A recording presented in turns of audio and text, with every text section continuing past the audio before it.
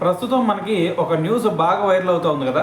అదేంది, నరేంద్ర మోడీ గారు next elections అప్పుడు ఉండరు, సో దాని తర్వాత మరి బీజేపీకి నెక్స్ట్ నాయకుడు ఎవరు అనే చర్చ భారీగా సాగుతూ ఉంది. అయితే మరి దీంట్లో భాగంగానే మరి అందరూ కూడా అంటుంది ఏంది, యోగి ఆదిత్యనాథ్ గారు వస్తే చాలా బెటర్గా ఉండిద్ది అని చెప్పేసి చాలామంది మాట్లాడుతూ ఉన్నారు.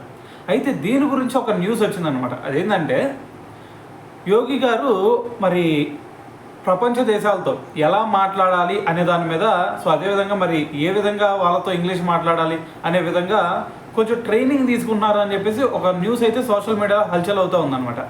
అయితే ఇది ఎవరు చేస్తున్నారు అనేది అయితే ఇప్పటివరకు ఐడియా లేదు. ఎందుకంటే బీజేపీ కూడా దీని గురించి అఫీషియల్గా చెప్పింది లేదు, దాని తర్వాత వాళ్ళు కూడా అఫీషియల్గా పోస్ట్ చేసింది లేదు ఇలా యోగి గారు నేర్చుకుంటున్నారని చెప్పేసి. కానీ దీన్ని మరి కాంగ్రెస్ వాళ్ళు చేస్తున్నారా లేదు అంటే ఇంకెవరు చేస్తున్నారా అనేది ఒక డౌట్గా ఉందన్నమాట. అయితే మరి ఇప్పుడు దీని గురించే కమ్యూనిస్టులు కొన్ని సెటైర్లు వేయడం జరిగింది. అదేంటంటే యోగి గారికి ఇంగ్లీష్ బాగా నేర్పండి, లేదు అంటే తాతగారు రేపు ఇబ్బంది పడతారు బయటికి వెళ్ళి మాట్లాడాలి అంటే అని చెప్పేసి కొంచెం సెటైరికల్గా మాట్లాడుతూ ఉన్నారనమాట.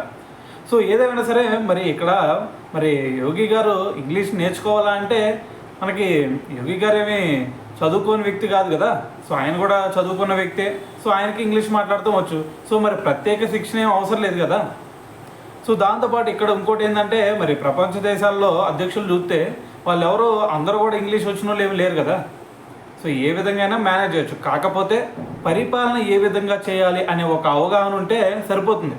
సో దాని తర్వాత ఇంగ్లీష్ ఇవన్నీ కూడా సెకండరీ అని అయితే చెప్పాలి.